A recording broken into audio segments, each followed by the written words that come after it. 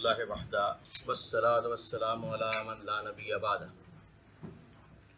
اما بعد فقد قال اللہ تعالی فی القرآن المجید وفرقان الحمید وبرہان الرشید وارشاد العظیم فاعوذ باللہ من الشیطان الرجیم بسم اللہ الرحمن الرحیم انا انزلناہ فی لیلۃ القدر وما ادراک ما لیلۃ القدر لیلۃ القدر خیر من الف شہر تنزل الملائکۃ والروح فیہا بإذن ربہم من کل امر سلام ہی حتی مطلع الفجر صدق اللہ العظیم۔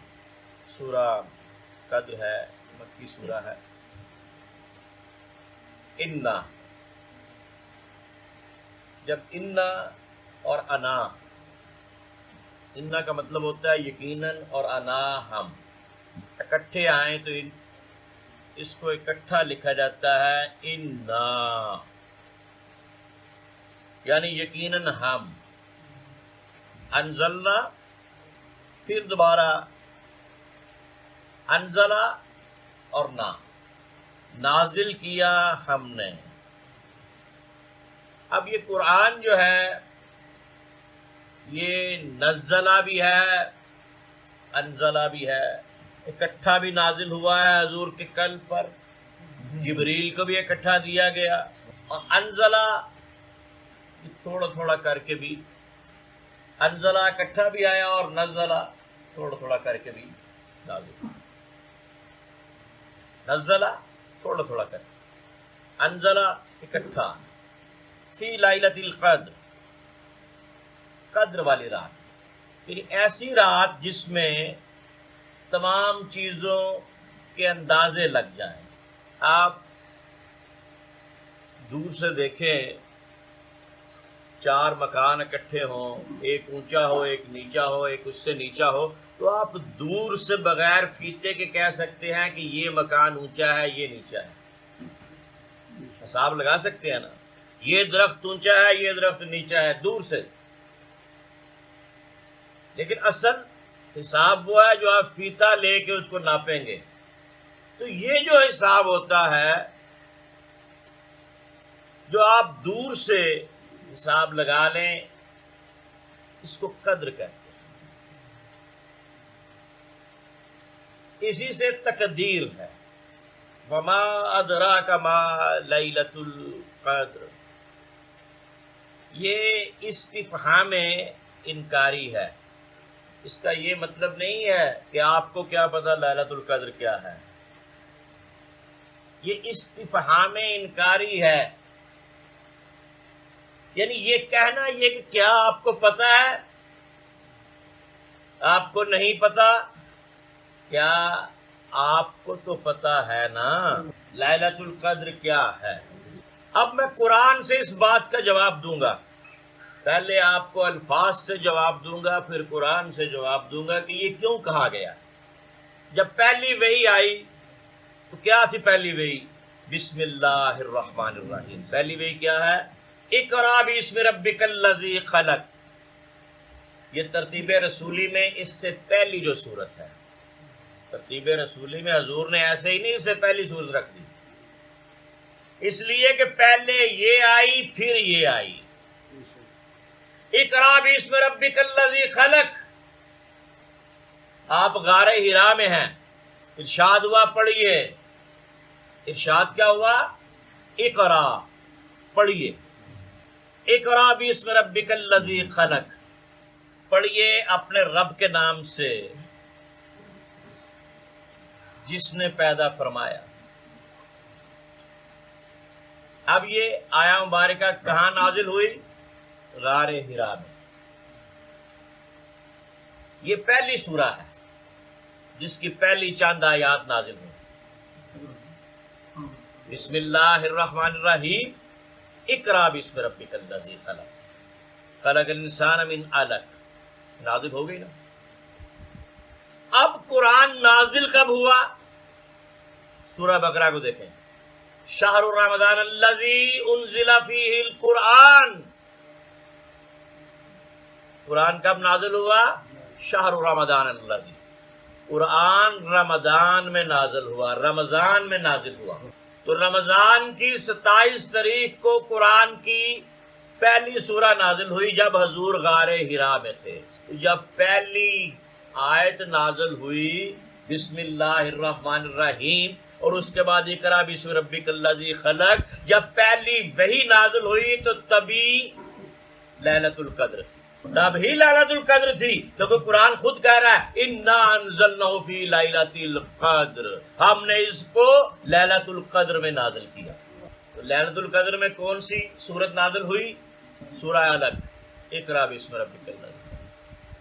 تو اس کا مطلب ہے جب یہ نازل ہوئی انا انزلناہ فی لیلۃ القدر، ہم نے آپ کو قدر والی رات میں نازل کیا، وما ادراک ما لیلۃ القدر، آپ کو تو پتہ ہے نا لیلۃ القدر کیا ہے، کیونکہ پہلی جو سورت ہے وہ تو لیلۃ القدر میں ہی نازل ہوئی تھی۔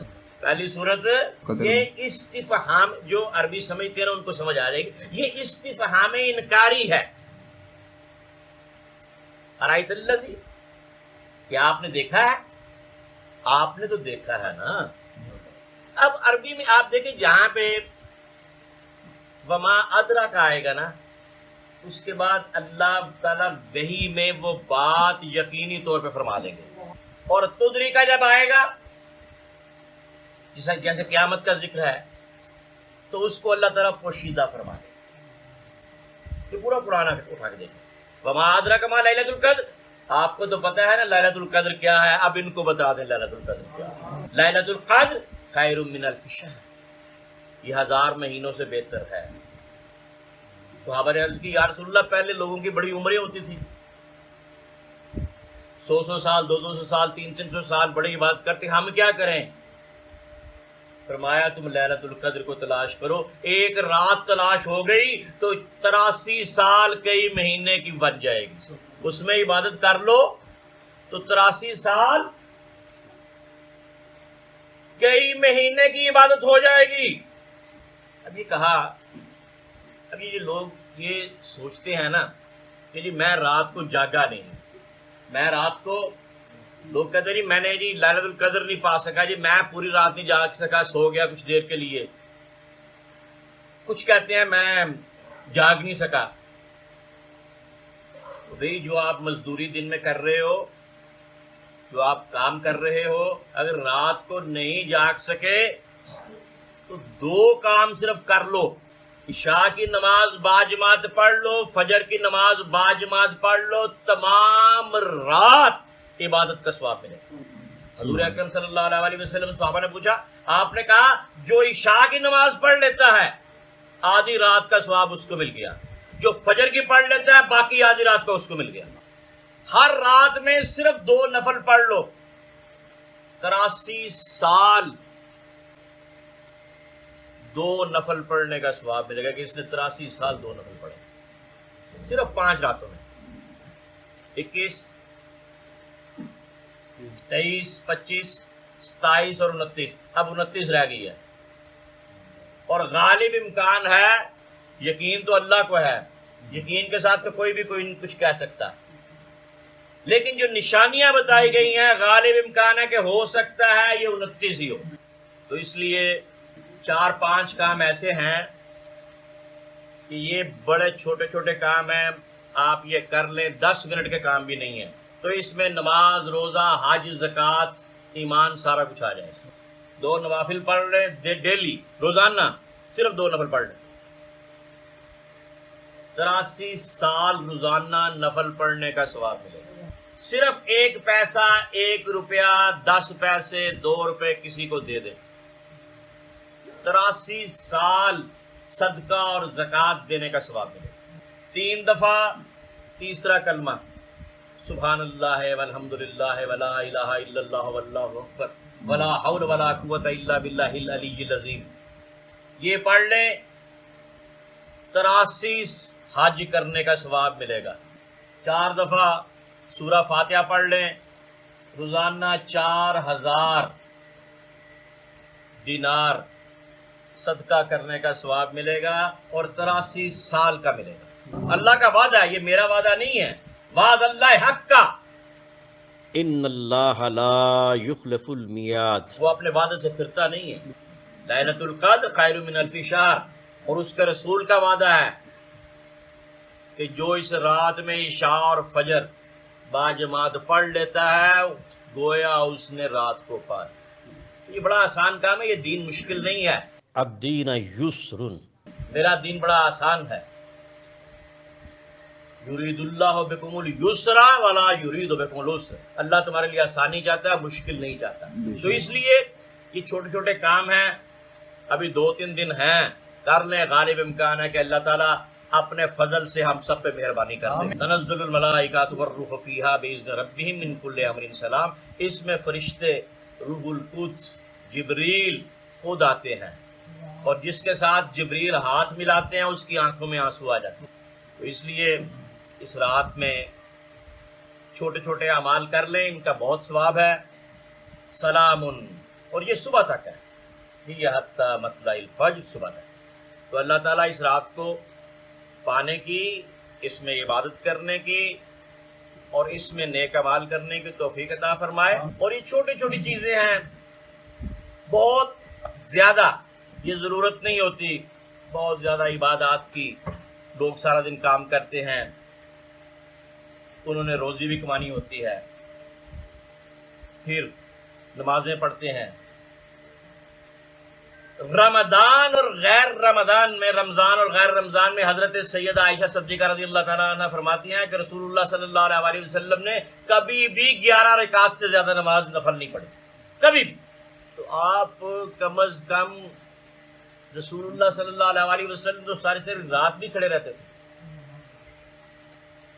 تو اللہ تعالیٰ کو کہنا پڑا یا ایھا المزمل قم اللیل الا قلیلا نصفہ وانقص منہ قلیلا او زد علیہ ورتل القرآن ترتیلا ان سنلقی علیک قولا ثقیلا ان ناشئۃ اللیل ہی اشد قامتا ان لک فی النہار سبحا طویلا. فی النہار سبحا، صبح تو آپ کو بڑے کام ہوتے ہیں نا، تو آپ ساری رات کھڑے رہتے ہیں، پاؤں سوج جاتے ہیں، اس کو کم کر دیں. وما علینا الا